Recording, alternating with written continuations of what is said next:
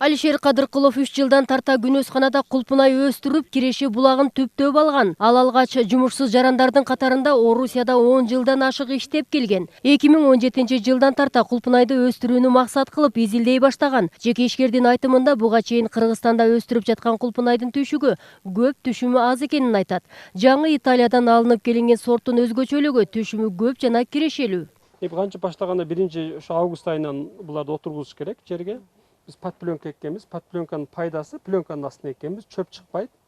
Анан кийин чаппайсыз, отобойсуз, адам салып ашыкча акча коротпойсуз. Ошол себептен пайдалуу. Алабукадан акабыз келди. Чоңалайдан келди. Анан эми чоңалай жөндөп, ону өзүнчө иштешибиз. Чоңалай бир аз суугураак. Климатка бир аз жакшы болбойт чоңалайга негизи. Эми чоңалайдын кайеринке сүйлөшүп көрөбүз.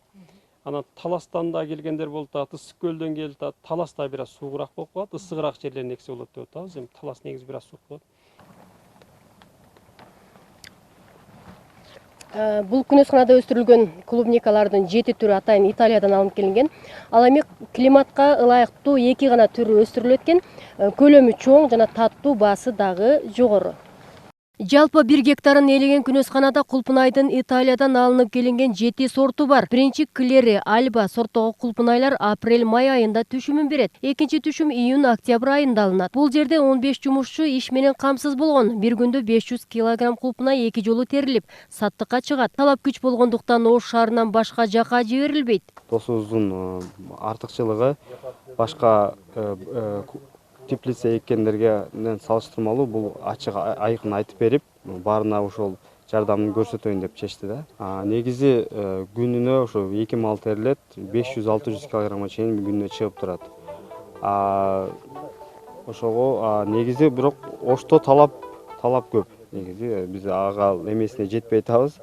Бизге мындайча айтканда көп ишкерлер, көп ушундай теплицаларды өстүрүп, кулпунайларды өстүргөн адамдар керек да негизичи. Жеке ишкер кулпунайдын өзгөчө түшүмү мол сортун өстүрүп баштаган соң ага кызыккан дыйкандардын саны өскөн. Бүгүнкү күндө өлкөнүн түндүк, түштүк бардык аймагынан келип сырларын үйрөнүп кетип жатышат. Биз барган учурда Алабука районунан келген дыйкан кеңеш алып жатыптыр. Келип алып, анан интернеттен көрүп алып Алишерди. Көрүп сүйүндүм. Жасайм деп аткан ишти кимдир бирөө жасап коюптур деген уже мага сүйүнүч болду.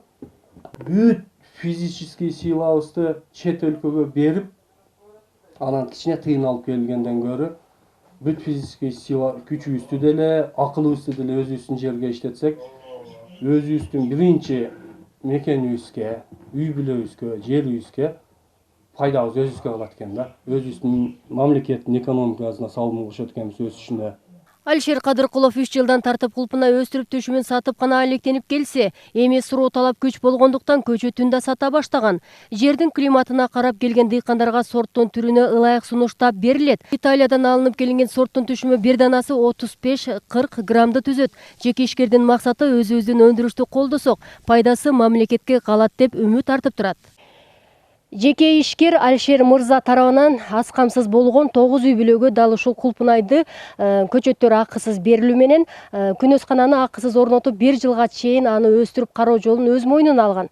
Дал ушул учурда жеке ишкер дыйкандар кулпунайды өстүрүүнү калагандар үчүн 1 жылга чейин дагы акысыз маалымат берилет. Миргүл Эшбаева, Мирбек Конобаев, Ынтымак.